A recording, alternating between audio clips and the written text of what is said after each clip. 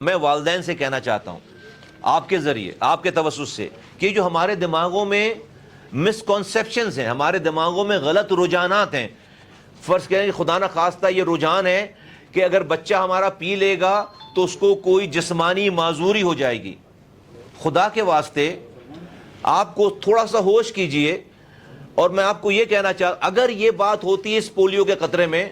تو آدھا امریکہ جو ہے وہ جسمانی معذور ہو چکا ہوتا،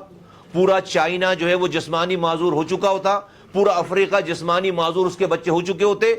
یورپ، امریکہ، ایشیا، مڈل ایسٹ، کیونکہ سب نے اپنے بچوں کو اپنے یہاں سے پولیو سے مقابلہ، پولیو ختم انہی قطروں کو پلا کر کیا ہے.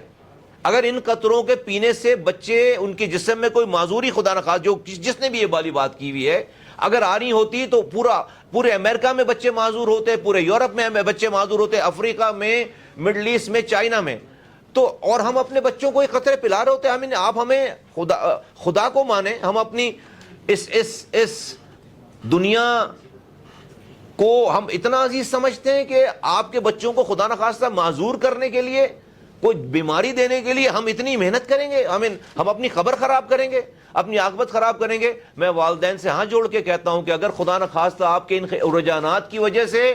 اگر آپ کے بچے کو پولیو کا وائرس لگ گیا، جو کہ لگ سکتا ہے، موجود ہے ہر گلی میں، ہر محلے میں پاکستان کے، تو آپ اس دنیا میں بھی جو وہ اس کا آپ کو حساب دینا پڑے گا، اور مرنے کے بعد آخرت میں بھی اللہ کے آگے آپ کو اس کا جواب دینا پڑے گا کہ آپ کی لاپرواہی کی وجہ سے ایک انسانی جان جو کہ آپ کا بچہ ہے